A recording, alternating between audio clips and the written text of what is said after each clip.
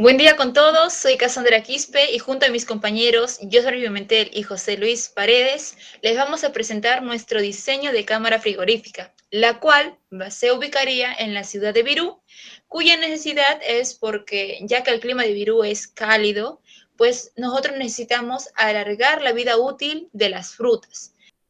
En la actualidad, para la conservación de alimentos se pueden encontrar diversos métodos. Estos métodos comenzaron desde utilizar alimentos para conservar otros, como la sal, ¿no? Para mantener el buen estado de la carne. Luego evoluciona hacia modernas formas de preparar la comida y conservarla, como es el ahumado. Ahora, en la actualidad, tenemos el refrigerador, ¿no? El uso de cámaras frigoríficas garantiza la conservación de productos como carnes, pescados o frutas, que son indispensables para la industria alimentaria y pues su comercialización. En ese trabajo, justamente basándose en esas necesidades de preservar los alimentos, pues nos enfocamos en diseñar una cámara frigorífica para conservar las frutas como son la manzana, la ciruela y el durazno. Pues el objetivo es ese, ¿no? Diseñar una cámara frigorífica para el almacenamiento y la conservación de frutas, utilizando pues guías de refrigeración y el programa SketchUp. Los materiales que empleamos pues son un computador, la laptop, usamos el programa SketchUp, una calculadora, cuaderno de apuntes, tablas de propiedades de los alimentos y claro, contar con internet. En cuanto al dimensionamiento de la cámara frigorífica, nuestra empresa recibe, ¿no? manzanas, duraznos y ciruelas, y esta fruta llegará a la empresa en cajas normalizadas de 60 por 40 por 25 centímetros, con una capacidad media por caja de 20 kilogramos. La cámara frigorífica a proyectar será FIFO, puesto que el producto almacenado será requerido diariamente, ¿no?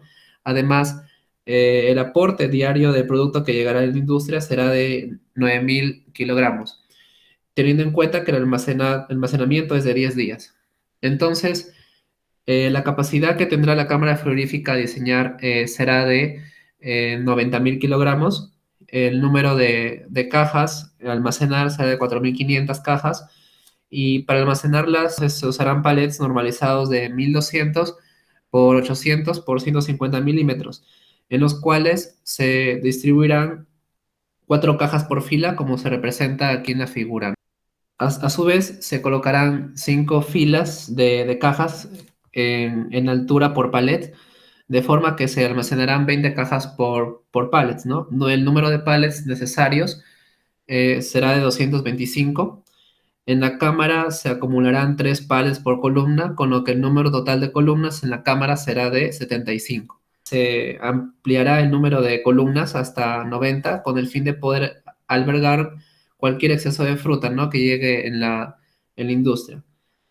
La distribución en planta de la cámara a proyectar será de la siguiente forma, ¿no?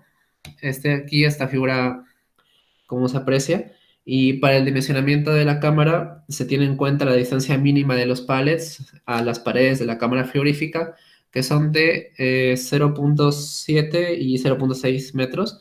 La distancia mínima entre los pallets 0.15 y 0.2. La distancia mínima del último pallet al techo de 0.8 y la anchura mínima de pasillos 3 metros. Bien, las dimensiones de la cámara proyectada, en cuanto a la longitud, entre las dos sería 9.9 metros. En cuanto a la anchura, la separación de paredes laterales será de 1.2 metros, la anchura ocupada por los pallets será de 12, la separación entre los pallets será 1.6 y la anchura entre pasillos será de 3. Y la altura de pallets será de 1.4. En cuanto a la altura de columna del palet será de 4.2 y la separación al techo de 0.8. En total, la altura será de 5, ¿no? Y bueno, aquí está el dimensionamiento de la cámara frigorífica en 3D. Ahora, la capacidad de la cámara, el número de pallets será de 270, la cantidad de la fruta será de 108.000 kilogramos para un periodo de 12 días. Aquí tenemos el diseño igualmente, ¿no? De la cámara en 3D, donde se dispone de una puerta de 2 por 3 metros para facilitar el paso de las carretillas elevadoras, como se puede apreciar, ¿no? Y bueno, ya es, como venía señalando, el plano de la cámara frigorífica, vista en planta y vista frontal. esta figura gris. El aislamiento térmico, como la capacidad de controlar la transmisión de calor cuando se desea que no exceda ciertos límites. Y esto es muy importante. ¿Por qué? Porque nosotros al controlar lo que es la temperatura, todo lo que tiene que ver ahí en la cámara frigorífica, pues hace sobre todo que disminuya o que ahorre la energía más que todo, así evitando gastos económicos, así como también mantener en las mejores condiciones los alimentos. En este caso, que son las frutas. Hay que tener muy en cuenta que tanto para refrigerar, para congelar, a la hora de introducir otros alimentos en una cámara frigorífica, las condiciones iniciales de estos alimentos pues tienen que estar en buenas condiciones. Bien, nuestra cámara frigorífica pues se situaría en una de las esquinas de la industria, orientando sus caras externas al norte y al este, y las otras dos caras interiores limitarían con el interior de la nave. Entre los materiales aislantes, pues se tiene para las paredes del techo, se usa de lo que viene a ser, o se usaría, ¿no? El panel sándwich con núcleo de espuma poliuretano, el PUR. ¿Y qué viene a ser este? Viene a ser un aislante térmico con elevadas propiedades mecánicas, de bajo peso y alta rigidez, ¿no? También su resistencia de vapor de agua, su resistencia de compresión, como tal cual les muestro allí en el programa Excel. ¿No? Se dispondrá sobre la cámara un falso techo constituido por una estructura metálica ligera sobre la que se colocarían paneles de PUR.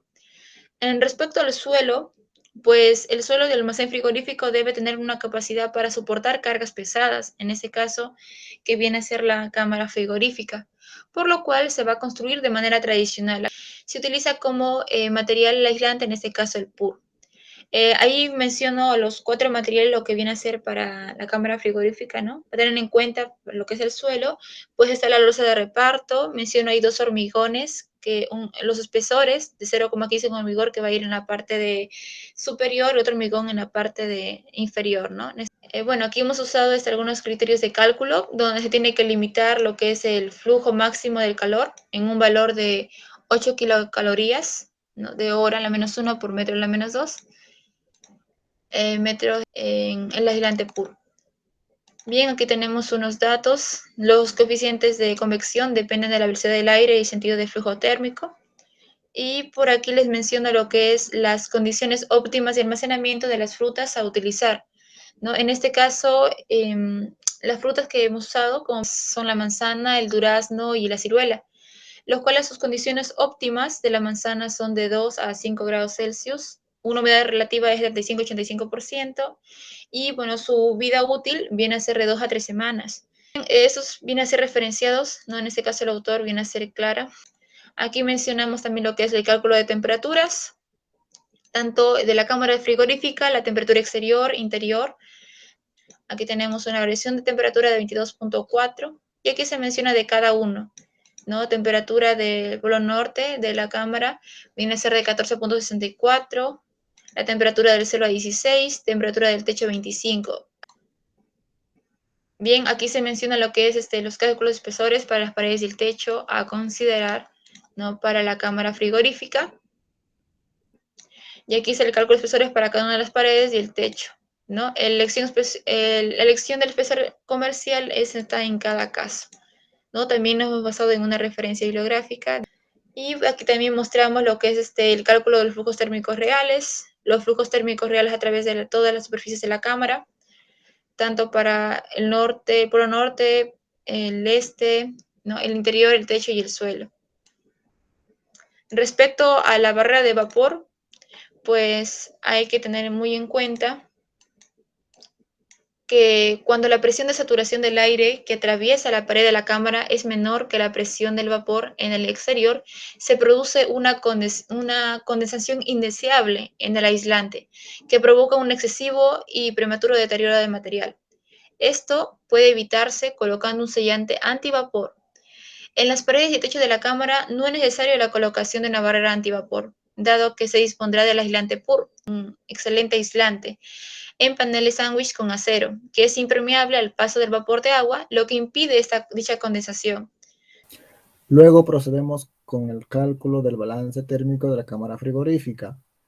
Con los datos calculados ya anteriormente, longitud, anchura y altura, vamos a calcular el área para cada cerramiento. Luego calculamos su flujo de calor por cada metro cuadrado, pero luego lo calculamos por hora, obteniendo un total de 49.058 kilocalorías por hora.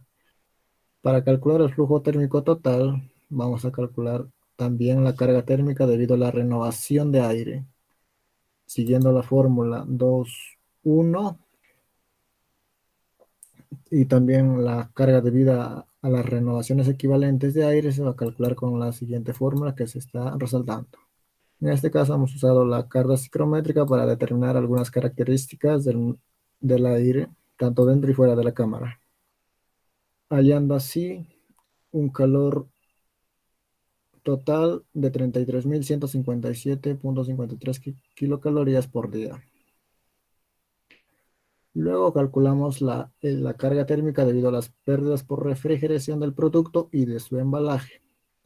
Reemplazando estos datos en las ecuaciones mencionadas anteriormente, obtenemos un calor de 109.114.80 kilocalorías por día. Luego también se tiene que calcular la carga térmica debido a las necesidades de conservación del producto. Con esa ecuación y obtenemos una carga térmica total de 40.143 kilocalorías por día. Luego también se valía la carga térmica debido al uso de calor desprendido por ventiladores, por el personal y la iluminación, por causas diversas, y con finalmente la carga total, que es la suma de las cargas térmicas mencionadas anteriormente. Obtenemos una carga total que por hora un promedio de 14.773.22 kilocalorías por hora. Este dato va a ser necesario para determinar el tipo de equipo que vamos a usar. La carga térmica que se ha calculado anteriormente, de 14.773. Según las tablas, las condiciones estándar con las que se van a almacenar,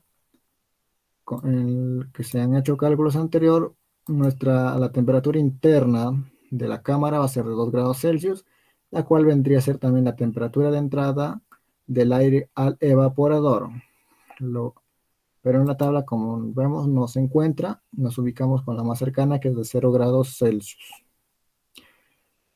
la cual tiene una temperatura de evaporación de -8 con un salto térmico de 8 grados Celsius. Coeficiente higrométrico. Nuestro coeficiente higrométrico es para una humedad relativa de 85, de 1.15. Luego determinamos también el coeficiente de corrección del salto térmico, que se divide el salto térmico determinado anteriormente y el salto térmico estándar obteniendo 0.8. El refrigerante a utilizar va a ser el R404. El coeficiente estándar y el deseado serían de 1. Dividiéndolos, seguimos obteniendo 1.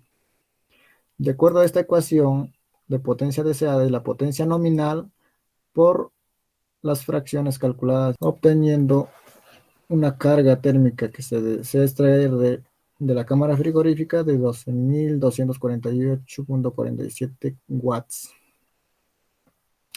Si vemos en las tablas, el máximo es de 11.000. Se procede a dividir, ya puede ser en 2 o 3 evaporadores. En nuestro caso utilizaremos 3 evaporadores. El tipo de evaporador a utilizar será un evaporador cúbico industrial. Entonces, una vez que hemos determinado nuestra carga térmica, lo ubicamos en la tabla. Y la más cercana es del 4.62 kilowatts. Entonces, determinando el modelo, es de 3CA 3245L. Se concluye en que se logró diseñar la cámara frigorífica para el almacenamiento y la conservación de frutas, utilizando guías de refrigeración y SketchUp. También se proyectó las respectivas dimensiones que tendría la cámara frigorífica. También se calculó la capacidad de almacenamiento de la cámara diseñada así como también se aplicó los conocimientos de los principios básicos de refrigeración para desarrollar el diseño eficiente de la cámara frigorífica.